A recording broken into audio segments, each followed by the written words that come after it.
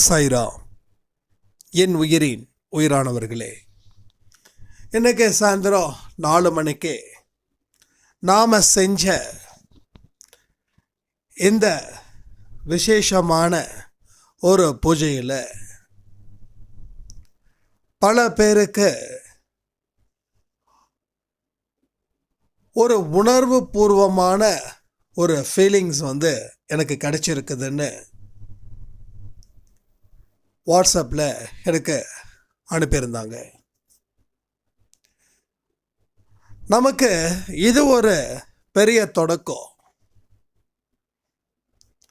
வாழ்க்கையில் தினமும் கற்றுக்கிறோம்.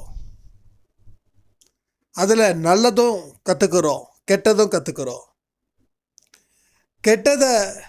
கெட்டதுன்னு தெரிஞ்ச உடனே விட்டுடுறோம். நல்லதை தொடர்ந்து நம்ம வாழ்க்கையில் பயன்படுத்திக்கிட்டே இருக்கோம். சாயப்பாவை நம்புகிறவங்க அத்தனை பேரும் இதை இன்னைக்கு நீங்கள் சிறப்பாக செஞ்சுருக்கீங்க. ஸோ நம்புனவங்க அத்தனை பேருக்கும், இதை சிறப்பாக செஞ்ச அத்தனை பேருக்கும் நல்ல வழிகளை நிச்சயமாக நம்ம சாயப்பா கொடுப்பாரு. இது 100க்கு 100 உண்மை. நாம் பண்ண பாவத்துக்கு கடவுள்கிட்ட மன்னிப்பை கேட்கறத விட ஒரு சிறப்பான தொழுகை அப்படின்றது உலகத்திலே கிடையாது. அதான் பைபிளில் பாவ மன்னிப்புக்குன்னு சொல்லி ஒரு விசேஷமான ஒரு வழியை கொடுத்தாங்க. பாவத்தை அறிக்கையாக்கணும், மறுபடியும் அந்த பாவத்தை செய்யக்கூடாது.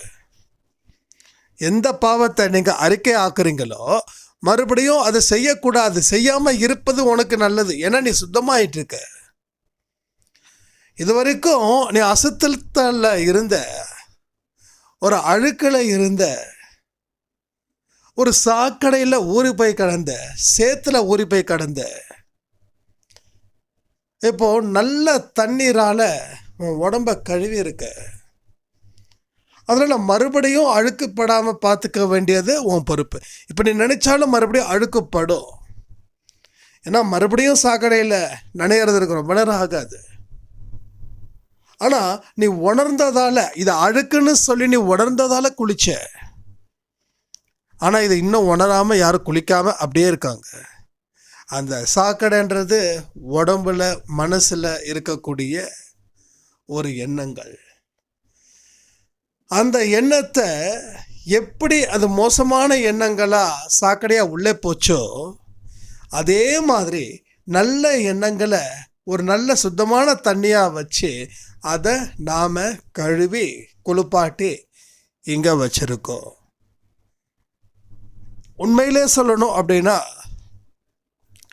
நீங்கள் இதை செஞ்சதால் ஒரு புனிதம் அடைஞ்சிருக்கீங்க. புனிதமான பொருள்கள் இடத்துல தான் கடவுள் இருப்பார். அருவருப்பு இருக்கிற இடத்துல அவர் இருக்க மாட்டார். அப்போ இதை செஞ்ச அந்த நிமிஷம் கடவுள் உங்ககிட்ட இருக்காங்க. எனக்கு தெரிஞ்ச வரைக்கும் நான் என்ன ஃபுல்லாக வாட்ஸ்அப் போல், யாராவது எனக்கு வாட்ஸ்அப் பண்ணலைன்னா எனக்கு மறுபடியும் பண்ணி வைங்க. இதில் சில கமெண்ட்ஸ் மட்டும் வாட்ஸ்அப்பில் வந்ததை மட்டும் நான் காப்பி பேஸ்ட் பண்ணி நம்ம கம்யூனிட்டி போஸ்ட்டில் போட்டிருக்கேன். அப்போ இதை என்ன செய்யாமல் நிறைய பேர் இருக்காங்க. அவங்கள பற்றி கவலைப்பட வேண்டாம். செஞ்சவங்களோட வாழ்க்கை எப்படி மாறப்போகுது, அவங்க என்ன செய்யணும் அப்படின்றது தான் இனி நான் சொல்ல போகிறேன். ஸோ முதல்ல என்னது, அசுத்தம் பக்கம் போகக்கூடாது, சுத்தம் பக்கத்துலேயே நம்ம நிற்கணும். ஏன்னா இப்போ நல்லா சுத்தமாக என்ன பண்ணியிருக்கோம், க்ளீன் பண்ணியிருக்கோம். இது வரைக்கும் இருந்த அத்தனை அசுத்தத்தையும் இப்போ சுத்தமாக க்ளீன் பண்ணியிருக்கோம். இன்னைக்கு கொஞ்சமாக கரை இருந்தால் கூட அதை உடனே துடைக்கணும். அந்த உணர்வு இருக்கணும். இப்போ இன்றைக்கி நீங்கள் பண்ணீங்க இல்லையா, இதை ஃபோட்டோ எடுத்து வச்சுருப்பீங்க இல்லையா, வீடியோ எடுத்து வச்சுருப்பீங்க இல்லையா, இது உங்களுக்கு ரொம்ப ரொம்ப இம்பார்ட்டன்ட். இதை உங்கள் ஃபோன்ஸில் நீங்கள் வச்சுக்கோங்க. இதை பார்க்கும்போது உங்களுக்கு அந்த ஃபீல் வரணும். இப்படி ஒரு விஷயத்தை நம்ம எரிச்சிருக்கோம், இந்த விஷயத்தை எரிச்சதால நான் இந்த நேரத்தில் தூய்மை அடைஞ்சிருக்கேன், அப்போ என் சாயப்பா என் கூட இருந்திருக்காங்க அப்படின்ற ஒரு உணர்வு உங்களுக்கு வரணும். இப்போ நம்ம தினமும் பேப்பரில் எழுதி கொளுத்த முடியாது. ஏன்னா தினமும் பாவம் செய்யக்கூடிய மனுஷங்க நாம இல்லை, அது வேற யாரோ. அப்போ முதல் விஷயம் மனம் திரும்புதல். பாவத்தில் இருந்து நாம் திரும்பியாச்சு, இனி பாவத்துக்கோ எனக்கோ எந்த சம்பந்தமும் இல்லை. சரி, இப்படி நினைச்சா போதுமா? வாழ்ந்துட முடியுமா? எங்கே சுத்தம் இருக்குதோ அந்த இடத்துல ஜாக்கிரதையும் அதிகமாக இருக்கணும், ரொம்ப ஜாக்கிரதையாக இருக்கணும். அப்போது எந்த விதமான மனசுக்குள்ள ஆசைகள் வருதோ அது நல்லதுக்கா இல்லை என்ன அழிக்க வந்ததுக்கான்னு பார்க்கணும். சாதாரணமான விஷயங்கள் தானே, இது என்ன தப்பு இருக்குது, அதை இருக்கட்டும் அப்படின்னு நினச்சிங்கன்னா எது சாதாரணமாக வந்ததோ அதான் என்ன ஆகுது, அந்த இடத்த விட்டுட்டு போகாமல் உங்களுக்கு தொல்லை கொடுத்துக்கிட்டே இருக்கும் கடைசி வரைக்கும். தப்பு செய்யும் போது மட்டும் நீங்கள் உங்களுக்குள்ள ஒரு காம்ப்ரமைஸ் ஆகாதீங்க. தப்பு செய்யும் போது நீங்கள் எப்படி இருக்கணும், உங்களுக்கு நீங்கள் தான் ஒரு வாத்தியாராக இருக்கணும். இப்படி செஞ்சிட்டோமேன்னு சொல்லி வருந்தணும். வருந்தினா மட்டும் பத்தாது, மறுபடியும் செய்யாமல் இருக்கணும்னு உங்கள் மனசில் கட்டுக்கோப்போடு வச்சுக்கணும்.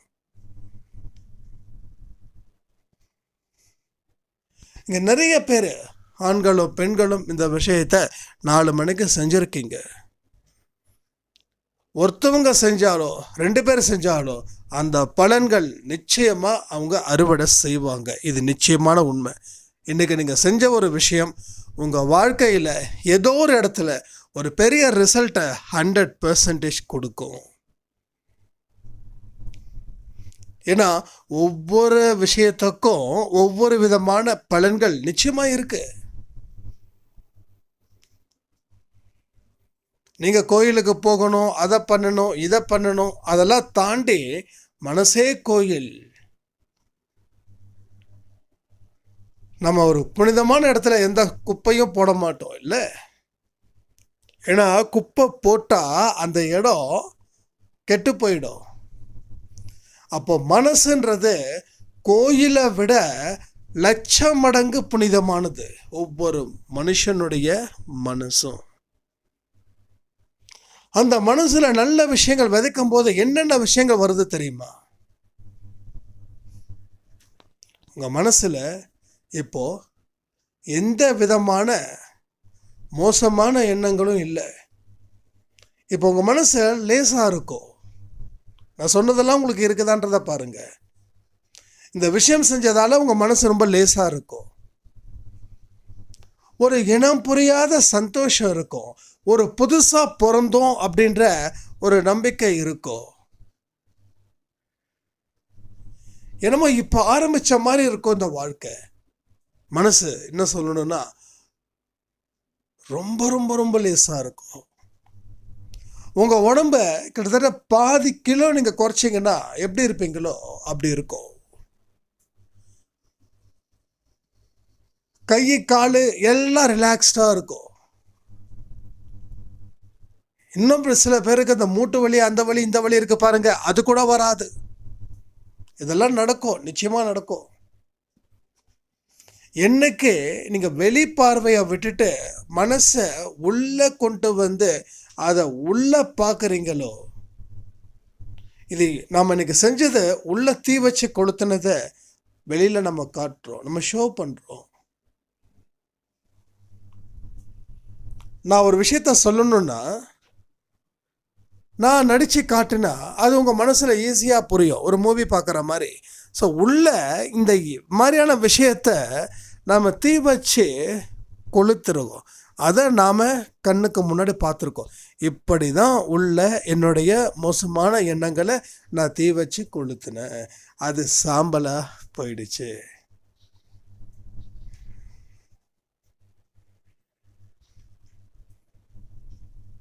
நாம் என்ன நினைக்கிறோமோ அதுதான் இங்கே. நம்ம எதை நினைச்சு பயணங்கள் மேற்கொள்கிறோமோ அதுதான் உன் வாழ்க்கையை தீர்மானிக்க போகுது. அப்போ நாம் ஒரு புனிதத்தை நோக்கி நம்ம பயணத்தை இன்னைக்கு இந்த 4 மணிக்கு நாம் தொடங்கி இருக்கோம். இது ஒரு வரலாற்று செய்தியாக மாறப்போகுது உங்கள் வாழ்க்கையில். ஒருவேளை உங்களுக்கு வயது அதிகமாக இருந்தால், காலம் பத்தாமல் இருந்தால், அடுத்த ஜென்மத்தில் நீங்கள் நிச்சயமாக சாதிப்பீங்க. எதுக்கும் கவலைப்படாதீங்க. என்னப்பா 80 ஆயிடுச்சே, இதுக்கு மேலே நான் வரலாற்றில் எப்படி இடம் பெற முடியும்னு சில பேர் நினைக்கிறீங்க இல்லை? No problem. ஏன்னா இது எண்டே இல்லையே. இது எண்டு அப்படின்னா தான் இங்கே எண்டு கார்டு போடணும். But this is not a end, this is a starting. உங்கள் வாழ்க்கையில் இது ஒரு பெரிய ஸ்டார்ட்டு. இந்த ஸ்டார்டிங் உங்கள் வாழ்க்கையில் உங்களை கொண்டு போய் சேர்க்கக்கூடிய இடம் இருக்கு. அது கடவுளுடைய பாதம். இனி ஒரு ஜென்மத்திலையும் இதை நீங்கள் ஃபீல் பண்ணுவீங்க. இந்த ஜென்மத்தில் இதை நீங்கள் ஸ்ட்ராங் பண்ணால் மட்டும். அப்போ இன்றைக்கி நம்ம பண்ணது இட்ஸ் ஒரு ஸ்டார்டிங், ஒரு ஓப்பனிங், இட்ஸ் நாட் எண்டிங். அப்போ இதை என்ன செய்யணும்? ஸ்ட்ராங் பண்ணணும். இதை கடைசி வரைக்கும் அழியக்கூடாது அப்படின்ற தாட்டை உங்கள் எண்ணங்கள், உங்கள் செயல்கள் மூலமாக அதை நீங்கள் ஸ்ட்ராங் செய்யணும். அதுதான் இப்போ இங்கே முக்கியமாக இருக்கு. ஏதோ பேப்பர் எடுத்தோம், கொளுத்தணும், ஓகே பிரச்சனை தீர்ந்துடுச்சா? நீங்கள் ஆரம்பித்து தான் வச்சுருக்கீங்க. ஒரு கடையை ஆரம்பித்தோம் அப்படின்னா ஆரம்பிச்சிட்டா மட்டும் பத்தாது. 4 பேர் நம்ம கடைக்கு வர மாதிரி நாம் நல்ல வேலைக்காரனாக மாறணும்.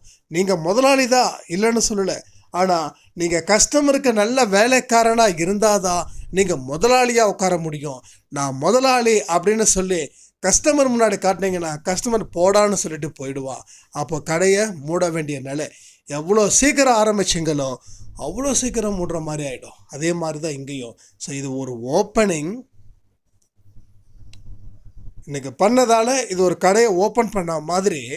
பட் இனிமே உங்களோட மனசில் அழுக்குகள், இதுக்கு முன்னாடி எந்தெந்த வகையில் அந்த அழுக்குகள் வந்துச்சோ அது உங்களுக்கு அனுபவம். அந்த வழியில் இனி வர முடியாத அளவுக்கு அது இரும்பு கேட்டை போட்டு அடைக்கணும். எத்தனை பேர் தயாராக இருக்கீங்க? இரும்பு கேட்டு, ஸோ நார்மல் கேட்டெலாம் இல்லை, இரும்பு கேட்டு. ஒரு துளி கூட அந்த அழுக்கு இங்கே வந்துடக்கூடாது. ஆக மொத்தம் சுத்தமாக கம்ப்ளீட்டாக மூடியே இருக்கணும். மூடியே இருந்தால் குப்பை வராது. நம்ம மனசு என்ன பண்ணுறோம்? திறந்து வச்சிட்டோம், அத்தனை குப்பையும் வருது. ஊரில் இருக்கிற, உலகத்தில் இருக்கிற அத்தனை குப்பையும் வருது. அப்போ எல்லாத்தையும் மூடி வச்சுட்டா வராது. நல்ல விஷயங்கள் நம்ம கூடவே இருக்கும். அப்போது இந்த குப்பைகள் ஏன் வருது? எப்படி வருது? உங்கள் உறவுகள் மூலமாக, நண்பர்கள் மூலமாக, நீங்கள் சுற்றி இருக்கக்கூடிய மனுஷங்க மூலமாக.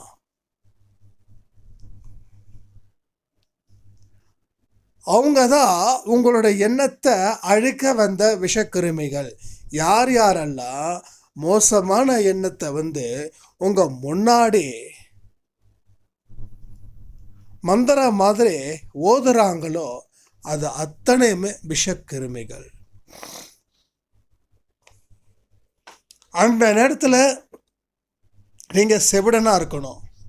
அந்த நேரத்தில் நீங்கள் ஊமையாகவும் இருக்கணும். இந்த நேரத்தில் இந்த 2 வேஷத்தையும் நம்ம போட்டே ஆகணும். வந்தவங்க கிட்ட சரி உட்காந்து பேசுனீங்கன்னா குப்பைகள் ஆட்டோமேட்டிக்காக வந்துடும். அப்போ இத்தனை நாள் திறக்காத அந்த இரும்பு கதவு இப்போ திறந்துடுச்சு. அதனால் இங்கே ஒன்றும் அங்கே ஒன்றுமா இருந்த அத்தனை குப்பைகளும் உள்ளே வந்துடுச்சு. மறுபடியும் பழைய வாழ்க்கை. அதுக்கு நீங்கள் சொல்லலாம், என்ன செய்கிறது? இத்தனை மக்கள், இவங்க தான் காரணம் அப்படின்னு. அப்படி தான் இருப்பாங்க. அது அவங்க தப்பும் இல்லை, உங்க தப்பும் இல்லை, கடவுளோட தப்பும் இல்லை. நீ எந்த அளவுக்கு ஸ்ட்ராங்கா இருக்க, உன் மனசு ஏன் இவ்வளோ பலகீனமா இருக்கு? நம்ம நினைக்கணும், நல்லவர்களுடைய சகவாசம் வேணும்னு விரும்பணும். நல்லவர்கள் நம்ம கூட இருந்தாதான் நம்ம வாழ்க்கை பலம். நல்லவர்கள் விஷயத்தை காது கொடுத்து கேட்கணும், நல்லவர்களை மதிக்கணும், நல்லவர்களை கஷ்டப்படாம பார்த்துக்கணும். இதை எல்லாமே நாம செய்யணும், உறுதியா செய்யணும். உங்களுக்கு வேண்டினவங்க வேண்டாதவங்க அதையெல்லாம் பார்க்கக்கூடாது. மனிதாபிமானம் அந்த இடத்துல ரொம்ப முக்கியம். இதெல்லாம் நம்ம வாழ்க்கையில கடைபிடிக்க வேண்டிய விஷயங்கள். இதெல்லாம் கடைபிடிச்சாதான் நம்ம மனசு பலமா இருக்கும், இல்லைன்னா பலகீனமா போயிடும். அப்ப யாரோட கதையாவது நீங்க உட்காந்து கேட்கறத முதல்ல நிறுத்தணும். ஏன்னா எல்லாமே சொல்லிட்டு போயிடுவாங்க, கடவுள் மேல குறை சொல்லுவாங்க. அது உங்க காதுல போயிட்டு உங்க மனசுல போய் நிற்கும். அப்போ உங்களுக்கு ஏதாவது ஒரு பிரச்சனை வந்துச்சுன்னா அவங்க சொன்ன வார்த்தை அந்த இடத்துல நீங்க போடுவீங்க, நீங்களும் கடவுளை குறை சொல்லுவீங்க. ஏன்னா அவங்க சொல்லி கொடுத்துட்டு போயிட்டாங்க, நீங்க சொல்லுவீங்க.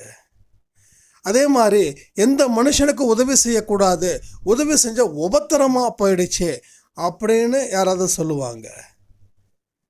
அப்ப நீங்க யாருக்காவது உதவி செஞ்சு அந்த ஃபீலை நீங்க அனுபவிச்சு மறுபடியும் என்ன நினைப்பீங்க? யாருக்கும் உதவி செய்யக்கூடாது, உதவி செஞ்சா நமக்கு உபத்திரம், இது நீங்க நினைப்பீங்க. அப்ப இந்த உலகம் பொய்யான உலகம், ஏமாற்றம் உலகம். இந்த உலகத்துல இருக்கிறவங்க அத்தனையும் ஏமாத்துக்கிட்டே இருக்கிறவ அப்படின்னு யாராவது சொல்லுவாங்க. அப்ப நீங்க அதையும் நம்புவீங்க. அப்போ உங்க மனசு லேசா இருந்தாதான் இங்க ஜெயிக்க முடியும். உங்க மனசு கடினமா இருந்தா ஜெயிக்கவே முடியாது. அப்போ உங்க மனசு லேசா இருக்கணும் அப்படின்னா அந்த இரும்பு கதவை திறக்கவே கூடாது. அப்போ வந்தவங்க என்ன பண்றது? வீட்டுக்கு வரக்கூடாதுன்னு சொல்லலாமா? அது பெரிய பாவம். வந்தவங்களை பேச வைக்கலாமா? பேச வைக்கணும். ஆனால் அவங்க பேசுறது உங்கள் காதில் விடக்கூடாது. 2 பேரும் சேர்ந்தாங்கன்னா ஒன்று வளர்ச்சியை பற்றி பேசணும், இல்லைன்னா அமைதியாக இருக்கணும். அடுத்தவனோட வீழ்ச்சியை பற்றி, அடுத்தவன் தோக்கிறத பற்றி நக்கல் நையாண்டி அவனுடைய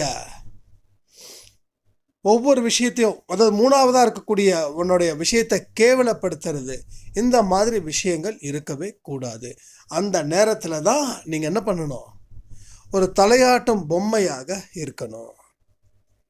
அப்போ மனசில் வச்சுக்கக்கூடாது, ஆழமாக கேட்கக்கூடாது. இப்போ நாம் ஒரு விஷயத்தை, நமக்கு பிடிச்ச விஷயத்தை கேட்டால், ஓ அப்படியா அப்படின்னு சொல்லி ரொம்ப இன்ட்ரெஸ்டாக கேட்போம். அது விஷயம் எப்படிப்பட்டதோ அது முக்கியம் இல்லை, அது எனக்கு பிடிச்சிருக்குது அப்படின்னு. இந்த சினிமா கிசுகிசு, இந்த சீரியலில் வர ஆக்ட்ரஸோட கிசுகிசு, இன்னும் நம்ம 3வது மனுஷன் யாராவது இருப்பாங்கல்ல, அவங்கள பற்றியான விஷயங்கள், இதெல்லாம் கேட்கறதுக்கு நாம் வெக்கப்படணும். ஆனால் இது சர்வசாதாரணமாக அலோவ் பண்ணுறோம். அப்போ நம்ம வெட்கமே இல்லாமல் இந்த குப்பைகளை கேட்குறோன்றதை ஒத்துக்கிறீங்களா இல்லையா? இப்போ என்னை தேடி ஒருத்தர் வராருன்னு வச்சுக்கோங்களேன். அவங்கள என்ன பர்பஸ்க்காக வராங்களோ நான் அதை பற்றி பேசுகிறேன். அதுக்கப்புறம் அவங்களுடைய பேச்சையும் கேட்குறேன். அவங்களோட பேச்சுக்கு என் மனசுக்கு அது ஏற்றதா இருந்தால் அதை அலோவ் பண்ணுறேன், இல்லைன்னா நான் பாட்டுக்கு வேற வேலையை பார்க்குறேன். இது தப்பே இல்லை. இது மாதிரி நிறைய சம்பவங்கள் நடந்திருக்குது. ஏன்னா எல்லாரும் நம்மளை மாதிரி இருக்கணும் அப்படின்னு நினைச்சா அது முட்டாள்தனம். எல்லோரும் நம்மளை மாதிரி இல்லையேன்னு சொல்லி வெறுத்தா அதுவும் முட்டாள்தனம். ஏன்னா இந்த உலக வாழ்க்கைக்கு நம்ம கூட இருக்கக்கூடிய மனிதர்கள் ரொம்ப முக்கியம். 2 பேரோட வித்தியாசத்தில் பார்க்கும்போது நம்ம எந்த அளவில் வளர்ச்சி அடைஞ்சிருக்கோமா வீழ்ச்சி அடைஞ்சிருக்கோமா இருக்கிறதுக்கு இன்னொரு மனுஷனை இருந்தால் தான் நீ கம்பேர் பண்ணுவேன், இல்லைன்னா பண்ண மாட்டேன். ஒன்று இந்த மனுஷன் மாதிரி வாழுன்னு ஒருத்தன் இருப்பா, இல்லை இந்த மனுஷன் மாதிரி வாழக்கூடாதுன்னு சொல்லி ஒருத்தன் இருப்பா. அப்போ இந்த ரெண்டு மனுஷங்களும் நம்மளோட வழிகாட்டி, இவனை மாதிரி இரு, அவனை மாதிரி இருக்காது அப்படின்னு. ஆனால் நாம் என்ன பண்ணுறோம், நமக்கு எவனை ஒருத்தனை பிடிச்சிருக்குதோ அவன் செய்யக்கூடிய அத்தனையும் நமக்கு பிடிக்குதுன்னு நினைக்கிறோம். ஆனால் அவன் மோசமான ஆள், அவன் எண்ணங்கள் தப்பாக இருந்தால் கூட அவனை நமக்கு பிடிக்குது, அதனால் நான் கொண்டாடுறேன் அப்படின்னு. அப்போது உங்களுக்கு இவனை பிடிக்குது அவனை பிடிக்கல, அதை தாண்டி அவங்கக்கிட்ட இருக்கக்கூடிய நல்ல விஷயங்கள் என்னென்னலாம் எனக்கு தேவையோ, என்னென்னலாம் நான் கற்றுக்கிறேனோ, அது என்னுடைய மனதுக்கு பலத்தை சேர்க்க வேண்டிய விஷயங்கள். அந்த தாட்டு உங்களுக்கு இருக்கணும். உடம்புக்கு தேவை பலம், ஆனால் மனசுக்கு பலத்தை பற்றி யாரும் பெருசாக சிந்திக்கலை. ஆனால் உடம்பு பலத்தை விட மனபலம், மன தைரியம், மன வலிமை இதெல்லாம் இருந்தால் தான் இதயம் தாங்கும் இதயம் நமக்குள்ளே இருக்கணும். ஸோ இதயத்திலிருந்து தான் எல்லா வார்த்தைகளும் போகுது. ஏன்னா உள்ள வந்தால் தான் வெளியில் போகும், உள்ளே வராமல் வெளியில் போகாது. வெளியில் எப்படி சில விஷயங்கள் வரும். இப்போ நான் பேசுகிறேன் அப்படின்னா இதெல்லாம் நான் சுவாசிச்சதானே நான் பேசுகிறேன். இப்போ என்னோட மூச்சு உள்ளே போயிட்டு வெளியில் வருதுன்னா அது உள்ளே போனால் தான் வெளிவரும். உள்ளே போகலன்னா அந்த மூச்சே வெளியில் வராது. அப்போ நீ என்ன கொடுக்குறியோ அதுதான் உனக்கு திருப்பி கொடுக்கும். இதான் பெரியவங்க சொல்லுவாங்க, நீ எந்த மனுஷங்கிட்ட என்ன எதிர்பார்க்குறியோ அதை நீ அவனுக்கு கொடு, அவன் திருப்பி உனக்கு கொடுப்பான். நீ கொடுக்காததான் அவன் கொடுக்க மாட்டான். நீ என்ன கொடுத்தியோ அதை தான் அவன் கொடுக்குறான். ஒரு மனுஷனால் கஷ்டம் வருதுன்னா நீ அவனுக்கு கஷ்டத்தை கொடுத்தப்பா, அதனால அவன் திருப்பி கொடுக்குறான். நீ அவனுக்கு கஷ்டத்தை ஏதோ ஒரு இடத்துல கொடுத்துருக்க, அவன் அதை மனசில் வச்சிருக்கான், அது அவன் திருப்பி கொடுத்துட்டா, அது உனக்கு வலி எடுக்குது. இவ்வளோதான். இன்னமும் சில விஷயங்கள் இருக்குது. நம்ம ஆஃபீஸில் ஒர்க் பண்ணுவோம், நமக்கு மேலே சீனியர்ஸ் இருப்பாங்க, அவங்க நமக்கு ஒரு அழுத்தத்தை கொடுப்பாங்க. நாம் வீட்டுக்கு வருவோம், வீட்டில் இருக்கக்கூடிய நம்மளோட லைஃப் பார்ட்னர்கிட்ட அந்த அழுத்தத்தை கொடுப்போம். அந்த அழுத்தத்தை அவங்க எங்கே கொடுப்பாங்க, அவங்களுக்கு கீழே இருக்கிறவங்க கிட்ட கொடுப்பாங்க, அதை குழந்தைங்க கிட்ட கொடுப்பாங்க. அந்த குழந்தை என்ன பண்ணும், மறுபடியும் பேரண்ட்டை கொடுக்கும். இப்படி தான் அந்த அழுத்தம் எங்கேயும் போகாது, அவங்களுக்குள்ளே இருந்துக்கிட்டே இருக்கும். ஸோ கேரி ஃபார்வர்டுன்னு சொல்லுவாங்க. நேற்றுல இருந்து அக்கௌண்ட்ஸ் இன்றைக்கி தான் எழுத முடியும். இன்றைக்கி புதுசாக ஓப்பன் பண்ணால் இன்னிலேருந்து புதுசாக எழுதலாம். 5 வருஷத்துக்கு முன்னாடி ஒரு கம்பெனி ஆரம்பிச்சதுன்னா அக்கௌண்ட்ஸ் கரெக்டாக எழுதுகிறாங்கன்னா அந்த அன்னையில் இருந்து இன்றைக்கு வரைக்கும் எழுதுகிறாங்கன்னா ஒவ்வொரு நாளும் என்னென்ன கேரி ஃபார்வர்ட், அது லாஸா இல்லை ப்ராஃபிட்டா. அது மாதிரி தான் இங்கே ஒவ்வொரு மனுஷனும் அந்த மன அழுத்தத்தை ஒவ்வொருத்தவனுக்காக ஃபார்வர்ட் பண்ணியிருக்கான். அந்த மன அழுத்தம் எங்கே இருக்குதுன்னா அவங்களுக்குள்ளேயே சுற்றிக்கிட்டு இருக்குது. இதுதான் ஒவ்வொரு நாளும் ஒவ்வொரு மனுஷனை போட்டு நோகடிக்குது. ஸோ அந்த அழுத்தத்தை தீர்க்கணும் முடிவு பண்ணலை. எல்லோரும் என்ன பண்ணுறாங்க, எனக்கு வேண்டாப்பா நீ வச்சுக்கோ, அங்கேருந்து அங்கே கை மாறுது, அங்கேருந்து இங்கே கை மாறுது. இப்படி தான் உங்களை சுற்றி எல்லா விஷயங்களும் வருது. அப்போது அழுத்தம் தரக்கூடிய, அதாவது மன அழுத்தம் தரக்கூடிய விஷயத்தை நீங்கள் காதில் வாங்கி போட்டிங்கன்னா மனசு பலகீனமாகும். ஏன்னா மனசுக்குன்னு சொல்லி ஒரு பாரம் இருக்குது. அளவுக்கு மீறி அந்த பாரம் போச்சுன்னா மனபாரம், மனநோய். இங்கே இருக்கிறவங்களுக்கு மனநோய்க்கு ஏன் கிட்டத்தட்ட இன்னும் கொஞ்சம் பெர்சன்டேஜ் தான். அதை தாண்டிட்டோம் அப்படின்னா கண்டிப்பாக மன அழுத்தம் மனநோயாக மாறிடுது. ஒரு சாய்ராம் என்கிட்ட ஒரு நாள் பேசினாங்க. என்னென்னு தெரியல, என்னோட கணவர்கிட்ட நான் சண்டை போடும்போது ஒரு பெரிய அளவில் இன்னும் பைத்தியம் பிடிச்ச மாதிரி எனக்கு ஆகுது. நான் தலையில் ஃபுல்லாக அடிச்சுக்கிறேன், தலையாக அடிச்சுக்கிறேன், தலை முடியெல்லாம் பிடிச்சி இழுத்துக்கிறேன். அப்புறம் நான் என்னென்னமோ பேசுகிறேன், என் உடம்புல இருக்கிற ட்ரெஸ் எல்லாம் கிழிக்கிற அளவுக்கு நான் நடந்துக்கிறேன். எனக்கு இந்த அழுத்தத்திலேருந்து வெளியில் வர முடியல. அப்போ உங்ககிட்ட நான் சில விஷயங்கள் கேட்குறேன்.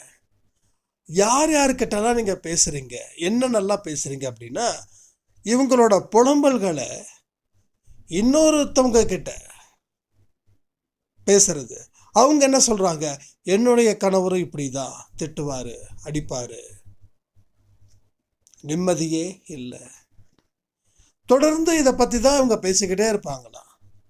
அப்போது இவங்க எதை பற்றி பேசுகிறாங்க, ஒரு மன அழுத்தத்தை பற்றியே அந்த சர்க்கிள்குள்ளே பேசிக்கிட்டே இருக்காங்க. அப்போ என்ன ஆகுது, நல்லா வாழ வேண்டிய பெண்கள் கூட வாழ முடியாமல் போவதற்கு காரணம் நீ யார் கூட தொடர்பில் இருக்க. உன் மனசில் இவ்வளோ அழுத்தம், அந்த அழுத்தம் அந்த பாரத்தை தாங்க முடியாமல் வெடிக்கும்போது அது மனநோயாக மாறிடுது. நான் சொன்னது ஒன்றே ஒன்று தான். இதுவரைக்கும் உங்கள் வாழ்க்கையில் யார் யார் என்னென்ன விஷயத்த சொன்னாங்கன்றதை யோசிச்சு பாருங்க. யார் யாரெல்லாம் லைஃப்பில் இருக்கக்கூடிய பிரச்சனைகளை பற்றி பேசுகிறாங்களோ அவங்களோட தொடர்பை துண்டிச்சிடுங்க. இதை நீங்கள் செய்யறதுக்கு தயார்னா நீங்கள் இந்த பாரத்தில் இருந்து வெளியில் வந்துடலாம் அப்படின்னு. அப்புறம் அதே மாதிரி செஞ்சாங்க. அப்புறம் நம்பர் நான் சேஞ்ச் பண்ணிடட்டுமா அப்படின்னு சொன்னாங்க. தாராளமாக சேஞ்ச் பண்ணிடுங்க ஃபோன் நம்பர். இப்போ வாரத்துக்கு ஒவ்வொரு வாரமும் அவங்களுடைய அந்த டிப்ரெஷன் ஸ்டேஜ் வந்து குறைஞ்சி இப்போ ஒரு நல்ல இடத்துல வேலைக்கு போயிட்டு சூப்பராக இருக்காங்க, ரொம்ப சந்தோஷமாக இருக்குன்னு சொல்லுவாங்க. அடிக்கடி எனக்கு வாய்ஸ் கால் அனுப்புவாங்க. அப்போ என்ன ஆகுது, நீ எந்த சர்க்கிளில் இருக்கையோ அந்த சர்க்கிளை நீ கட் பண்ணால் எல்லாமே சரியாயிடும். ரொம்ப சிம்பிள். இதை வந்து ரொம்ப காம்ப்ளிகேட்டட்லாம் ஆக்கிக்க வேண்டாம். ஏன் ரொம்ப அப்படி சித்திரவதைப்படுறோம், ஐயோ இது எப்படியாவது முடியாதா அப்படின்னு. ஆரம்பிக்கிறது நாம தான் ஆரம்பிக்கிறோம். மற்றவங்களை வந்து பேச அலோ பண்ணுறதே அதை ஆரம்பிக்கிறதுக்கு உண்டான விஷயந்தான். ஒரு என்டர்டெயின்மெண்ட்டுக்காக ஒரு மூவிக்கு போகிறீங்க. அந்த மூவி ஏற்கனவே உங்களுக்கு தெரியும், இந்த மூவி வந்து ரொம்ப ரொம்ப ரொம்ப ரொம்ப ரொம்ப திகிலாக இருக்கும் அப்படின்னு. ஆனால் அந்த மூவி போயிட்டு வந்ததுக்கப்புறம் நம்ம அந்த மூவியை நினச்சி பேசுகிறோம், அதை நினச்சி பயப்படுறோம். அப்போ ஏன் அந்த மூவிக்கு போனோம், நீங்கள் தானே ஆரம்பிச்சிங்க. அப்போ அந்த மூவி தான் சொல்கிறாங்களே திகிலாக இருக்கும்னு. இப்போ திகில் படத்தை கற்றுக்கிட்டு நீங்கள் என்ன பண்ண போகிறீங்க, பேய் கூட சண்டை போட போகிறீங்களா, பிசாசு கூட சண்டை போட போகிறீங்களா? அது உங்களுக்கு தேவை இல்லாதது. உங்களுக்கு அது மூலமாக பாதிப்பு இல்லைன்னா அதை பார்க்கறது தப்பு இல்லை. ஆனால் அது மூலமாக உங்களுக்கு பாதிப்பு இருக்குதுன்னா நீங்கள் தொடர்ந்து அதை பார்க்கறதுக்கு, அதை பார்க்காமலே இருந்தால் அந்த பாதிப்பு இல்லாமல் இருக்கும் தானே. ஆனால் அது யாரும் நினைக்கிறதே இல்லை. அப்போ உங்களுக்கு எந்த விஷயங்கள் பிடிக்கலையோ, உங்கள் மனசில் எந்தெந்த விஷயங்கள் குப்பையாக்குதோ அந்த விஷயத்தை ஏன் தொடர்ந்து நம்ம செயல்படுத்தணும்? எதுக்கு நம்ம இதை வந்து பிடியாக்கிக்கிட்டு இதிலிருந்து மீண்டு வராமல் நம்ம ஏன் மாட்டிக்கிட்டு இருக்கிறோம்? ஸோ சிக்கலை உருவாக்குனதே நீங்கள் தான் அதில் போய் சிக்கினீங்க, வேறு யாரும் சிக்க வைக்கல. போகக்கூடாத இடத்துக்கு போனதால சிக்கினீங்க. அப்போ ஏன் போகக்கூடாத இடத்துக்கு போனீங்க? அதனால் உங்களுக்கு என்ன லாபம்? நஷ்டம் அடையிறதுல அவ்வளோ என்ன ஆனந்தம்? அப்போ ஒரு ஸ்டேஜுக்கு மேலே நஷ்டம் அதிகமாகும் போது உங்களுடைய அத்தனை விஷயங்களும் இங்கே பாதிக்கப்படுது. இதுதான் பிரச்சனைக்கு உண்டான காரணம். அந்த பிரச்சனைக்கு உண்டான காரணத்தை இப்போ நான் சொன்ன முறையில் நீங்கள் பாருங்கள், இது எந்த மாதிரியான ஒரு விளைவுகளை ஏற்படுத்தியிருக்கு. இதுக்கு முன்னாடி நடந்த விளைவுகள் ஒரு பாடம். பழைய விஷயங்களை மறக்காதீங்க, ஆனால் பழைய விஷயத்தை நினச்சி நொந்துக்காதீங்க. மறக்கவும் கூடாது, அதை நினச்சி கவலைப்படவும் கூடாது. ஏன் மறக்கக்கூடாது அப்படின்னா, மறுபடியும் அந்த தவறை செய்யக்கூடாது. ஏன்னா அது ஒரு படித்த பாடம். இப்போ நான் எல்கேஜியில் பாஸ் பண்ணதால தான் நான் ஒரு டிகிரி வாங்கினேன். இப்போ எல்கேஜியில் ஃபெயிலாக இருந்தால் நான் டிகிரி வாங்கியிருக்க முடியாது. ஸோ அந்த படித்த பாடத்தை மறக்காமல் இருந்ததால தான் இன்றைக்கி ஆனா அவனா ஈனா ஈயனா ஊனா ஊவனா இதெல்லாம் தெரியுது, எழுத தெரியுது, படிக்க தெரியுது. அப்போ பழைய விஷயத்தை நோண்டும் போது அது மூலமாக ஏற்பட்ட கவலைகள் இருக்கே, அதை நினைக்கக்கூடாது. ஏன்னா நேற்று நடந்த அனுபவன்றது வேற, நேற்று நடந்திருந்த கர்மான்றது வேற. நேற்று ஒரு தொழில் தொடங்கணும், அதில் ஏமாந்தோம். ஏன்னா தொழிலை சரியாக நடத்த முடியல, கற்றுக்கலை. நிறைய மனுஷங்க நாம் நம்பினோம், அதனால் மோசம் போடும். இந்த விஷயத்தை நீங்கள் கற்றுக்கிட்டீங்க. அப்போ இனி நம்ம தொழில் தொடங்கும் போது அந்த விஷயத்தை செய்யாமல் இருக்கிறது புத்திசாலித்தனம் இல்லை. அப்போ பழைய விஷயத்த நினைக்கிறது தப்பு இல்லை, அது சொல்லி கொடுத்த பாடத்துக்காக மட்டும் அதை நினைக்கணும். ஆனால் அப்படி போயிடுச்சுன்னு நினச்சி ஃபீல் பண்ணால் இதை ஆரம்பிக்காமல் நிறைய பேர் இருக்காங்க. ஒன்றும் இல்லைங்க, நிறைய பேரோட வாழ்க்கை திறமைகள் அதிகமாக இருக்குது. ஆனால் வாழ்க்கையில் ஏதாவது ஸ்டெப் எடுத்து வச்சா ஏதாவது பிரச்சனை ஆயிடுமோன்னு சொல்லி பயந்து எந்த விதமான ஸ்டெப்பையும் யாரும் எடுத்து வைக்கல. அதனால் வாழ்க்கையை இழக்கிறவர்கள் ஜாஸ்தி. நான் என்னோடய ஃப்ரெண்டுக்கிட்ட ஒரு நாள் கேட்டேன். அவன் ஒரு ஃபேன்சி கடை வச்சுருந்தான் ஸ்கூல் படிக்கும்போது. அப்போ என்னோடய அண்ணா சொன்னார், டேய் ஃபேன்சி கடை வைக்கலான்னு ஒரு ஐடியாவில் இருக்க, உன் ஃப்ரெண்டு ஃபேன்சி கடை வச்சுருக்கான்ல அவன்கிட்ட கேளு. ஏன்னா அவங்க அப்பா அவங்க அண்ணாலாம் வச்சுருக்கிற கடையில் இவனும் போய் அப்பப்போ உட்காருவான். அங்கே தான் படிக்கிறது, கஸ்டமர் அட்டன் பண்ணுறது எல்லாமே. அப்போ அந்த கடையில் போய் நான் கேட்குறேன், எப்படா போயிட்டு இருக்குது பிஸ்னஸ் அப்படின்னு. அவன் சொல்கிறா, பிஸ்னஸா எங்கே இருக்குது பிஸ்னஸ் அப்படின்னா. இல்லைடா அதோ இதை பண்ணிகிட்ருக்கி அதான்டாண்ணா. நல்லா போச்சு. எப்படி போச்சு சொன்னான், நாசமாக போச்சு போ அப்படின்னா.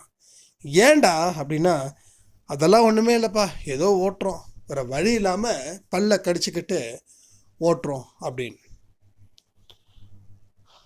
அப்போ நான் அண்ணாக்கிட்ட சொன்னேன், இது மாதிரி அவன் சொல்கிறா அப்படின்னதுக்கு அண்ணாவும் அப்படியேடா சரி வேண்டாம் அப்படின்னாரு. அப்போ நான் திரும்ப சொன்னேன், அப்போ ஃபேன்சி கடை வச்சவங்களாம் லாஸில் போயிட்டானா? எல்லா கடையும் சரியான இடத்துல மக்கள் கூடுற இடத்துல உண்மையாக நம்ம உழைச்சோம், நேர்மையாக நம்ம இருந்தோம், பங்க்சுவாலிட்டியை கீப் அப் பண்ணோன்னா நாம் வைக்க முடியும் அப்படின்னு. அப்போ ஏன்டா அவன் ஃப்ரெண்டு அப்படி சொல்கிறா அப்படின்னு. அவன் உண்மையும் சொல்லலாம், பொய்யும் சொல்லலாம். அப்போது ஒருத்தன் ஒரு வியாபாரம் நடக்கலை அப்படின்னா அவன் ஏன் க்ளோஸ் பண்ணலை? என்ன காரணம்? அப்போது அவன் நீ வைக்கக்கூடாது அப்படின்னு அவன் நினைக்கிறான். ஓகே சார், அப்படியே அவன் லாஸ் ஆனாலும் அவனுடைய திறமையை அவன் ஃபுல்லாக பண்ணலை. அப்பா நினைப்பார் பையன் பார்த்துப்பான்னு, பையன் நினைப்பான் அப்பா பார்த்துப்பாருன்னு.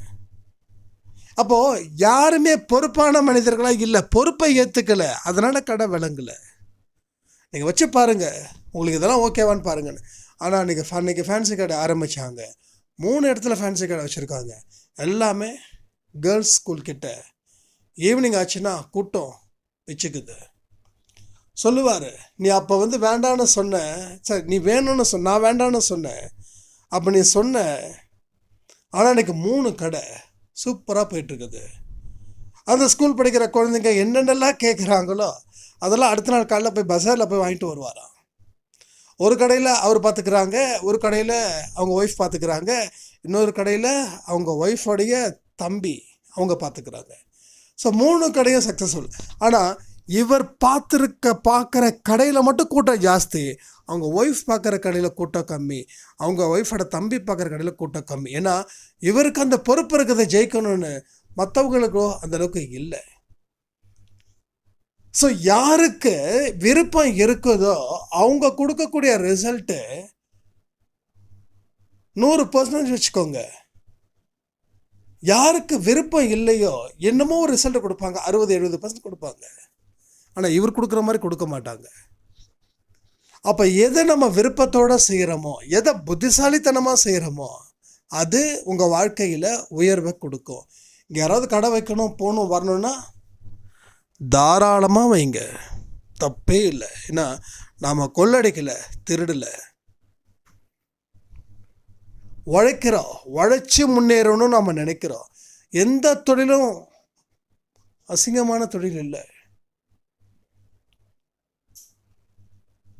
எல்லாத்துலேயும் ஒரு நேர்மையான ஒன்று இருந்துச்சுன்னா நீங்கள் தைரியமாக சொல்லலாம், ஆமாம் நான் இந்த தொழில் பண்ணுறேன், ஆமாம் நான் இந்த சர்வீஸ் பண்ணுறேன், தப்பே இல்லை. எனக்கு கூட நிறைய சொன்னாங்க, நீ மொபைல் ரீசார்ஜெல்லாம் ஏன் பண்ணுற? பண்ணால் என்ன தப்பு? அது என்ன ரீசார்ஜ் பண்ணுறது அவ்வளோ இதாக? இப்போ ரீசார்ஜ் எல்லா மனுஷனுக்கும் இப்போ ரீசார்ஜ் பண்ணணும். இப்போ நானும் ரீசார்ஜ் பண்ணணும், நீங்களும் ரீசார்ஜ் பண்ணணும். அப்போது செய்கிற தொழில் தப்புன்னா அப்போ ரீசார்ஜ் பண்ணுற நாமளோ அதை ஏன் அவமானமாக நினைக்கணும்? அப்போ நமக்கு தேவை, எல்லா விஷயத்துக்கும் தேவை. ஸோ அது ஒரு மனுஷனுக்கு மிக மிக முக்கியமானது ரீசார்ஜஸ் எல்லாமே. அப்போ அதில் தப்பு இல்லை. என்னென்னா நீ படிச்சிருக்க, அதை பண்ணியிருக்க, இதை பண்ணியிருக்கேன்னா அதை நான் கேட்டேன். அப்போ கலெக்டர் தொழில் மட்டும்தான் இதில் நல்ல தொழில்னா மற்றது தொழிலே இல்லையா? கலெக்டரும் மொபைல் யூஸ் பண்ணுறாரு, அவருக்கும் ரீசார்ஜ் பண்ணணும், இல்லைன்னா அவர் பில்லு கட்டுவார். பட் ஏதோ ஒரு விஷயம் நடக்குதா இல்லையா? ஸோ தொழிலில் உயர்வு தாழ்வு அப்படின்றது எதுவுமே இல்லை. என்னைக்கு உங்கள் தொழிலை ஆமாண்டா இதை தாண்டா செய்கிற, உனக்கு என்னடா பிரச்சனை அப்படின்னு சொல்லி நெஞ்ச நிமிர்த்து சொல்லி பாருங்க, அந்த தொழில் உங்களை வாழ வைக்கும்.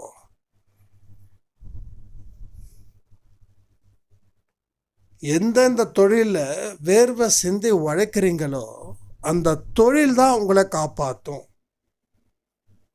சில பேர் சும்மா அந்த தொழில் பண்ணலாம், இந்த தொழில் பண்ணலாம், 10,000 கொடு, உனக்கு மாதம் 2,000 கொடுக்குற கம்பெனி கொடுக்கும் அப்படின்னு சொல்லி நாம் தொழிலே பண்ணாமல் உழைக்காமல் மாதம் இவ்வளோ வருதுன்னு சொல்லி நீங்கள் காசை போட்டிங்கன்னா அதுலேருந்து வரக்கூடிய ஒவ்வொரு காசும் உங்கள் ஹாஸ்பிட்டல் செலவுக்கு மட்டும்தான் போகும். ஆனால் உழைச்சி வர காசு உங்கள் வயிற்றை நிரப்போம், ஏழைங்களோட வயிற்றையும் அது நிரப்பும். இதெல்லாமே செய்யணும். ஏன்னா இது எதுக்கு இதை சொல்கிறேன் அப்படின்னா, உங்கள் மனசில் இந்த மாதிரியான விஷயங்களை நீங்கள் விதைக்கணும். உழைக்கும் போது எப்படி உழைக்கணும்? அழுக்கு இல்லாமல் உழைக்கணும். மற்றவங்க கிட்ட பேசும்போது எப்படி பேசணும்? அழுக்கு இல்லாமல் பேசணும். உங்கள் தொழிலை தெய்வம் மாதிரி பார்க்கணும். யாருக்காவது தொழிலில் எனக்கு லாஸ் ஆகுதுன்னா எனக்கு வாட்ஸ்அப் பண்ணுங்கள். அதுக்கு ஒரு நல்ல ஒரு ஆடியோவாக சாய்ப்பாவோட அருளால் நிச்சயமாக கொடுப்போம். அன்பே சாய் குடும்பத்தில் யார் யார் என்னென்ன தொழில் செய்கிறாங்க அப்படின்றதையே கொஞ்சம் கமெண்ட் பண்ணிங்கன்னா எனக்கு கொஞ்சம் ரொம்ப ஈஸியாக இருக்கும். ஏன்னா ஒரு சாய்ராம் கேட்டாங்க, திருச்சியில் இருக்காங்க, இது மாதிரி எனக்கு கொஞ்சம் எலக்ட்ரிஷியன்லாம் தேவைப்படுது, நம்ம அன்பே சாய் குடும்பத்தில் யாராவது இருந்தாங்கன்னா கொஞ்சம் சொல்லுங்கள் அப்படின்லாம் சொல்லியிருக்காங்க. நிறைய பேர் கேட்குறாங்க.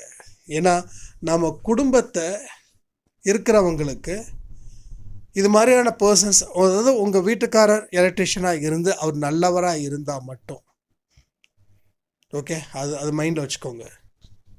அப்படி இருந்தால் தாராளமாக எனக்கு வாட்ஸ்அப் நம்பருக்கு எனக்கு இது பண்ணுங்கள், அண்ணா இப்படி இருக்காரு, ரொம்ப நல்லவர், தங்கமானவர் அப்படின்னு நீங்கள் ஒரு கமிட் பண்ணிங்கன்னா அவங்கள நாம் யாராவது கேட்டாங்க அப்படின்னா நாம் சொல்லுவோம்.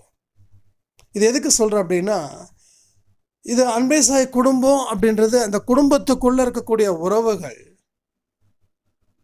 எதுலேயுமே ஏமாறாமல் ஒரு மலர்ச்சி, முகமலர்ச்சியோட அகமலர்ச்சியோட இருக்கணும் அப்படின்றதுக்காக தான். அதனால் இதெல்லாம் அவங்கவுங்க தொழில் எப்படிப்பட்டது, என்ன ஏது அப்படின்றதையும் எனக்கு கொஞ்சம் அப்டேட் பண்ணிங்கன்னா நான் கொஞ்சம் எல்லாம் நோட் பண்ணிப்பேன். ஒவ்வொரு ஊரில் யார் யார் இருக்காங்க, அவங்களுக்கு யாருக்காவது ஏதாவது தேவை அப்படின்னா இவங்க மூலமாக அந்த தேவையை பூர்த்தி பண்ணலாம். அதனால் நீங்கள் நல்லவனாக இருந்தால் மட்டும் பத்தாது, நீங்கள் சொல்லக்கூடிய பர்சனும் நல்லவனாக இருக்கணும். அப்படி இருந்தால் மட்டும் சொல்லுங்கள், இல்லைன்னா வேண்டாம். ஏன்னா அது உங்களுக்கும் ஒரு வாய்ப்பாக இருக்கும், அதே மாதிரி அவங்களுக்கும் ஒரு வாய்ப்பாக இருக்கும். இந்த இடத்துல ஒரு ரிலேஷன்ஷிப்பை நம்ம கொண்டு வரணுன்றதுக்காக தான், வேறு ஒன்றும் கிடையாது. அதனால் எந்த விஷயமா இருந்தாலும் ஷேர் பண்ணுங்கள். நம்ம லைஃப்பில் சாயப்பா இந்த 4 மணிக்கு ஒரு பெரிய தீபத்தை ஒரு திருவண்ணாமலை தீபமாக வச்சுக்கலாம், இல்லை மகர ஜோதி தீபமாக வச்சுக்கலாம், இல்லை வள்ளலாருடைய தீபமாக வச்சுக்கலாம், ஏன் சாயப்பாவுடைய துவாரகா மாயா தீபமாக கூட வச்சுக்கலாம். இந்த 4 மணிக்கு ஒரு வெளிச்சத்தை கொடுத்த சாயப்பாவுக்கு நன்றிகளை சொல்லி இந்த ஆடியோவை நான் முடிக்கிறேன். ஜெய் சாய்ரா.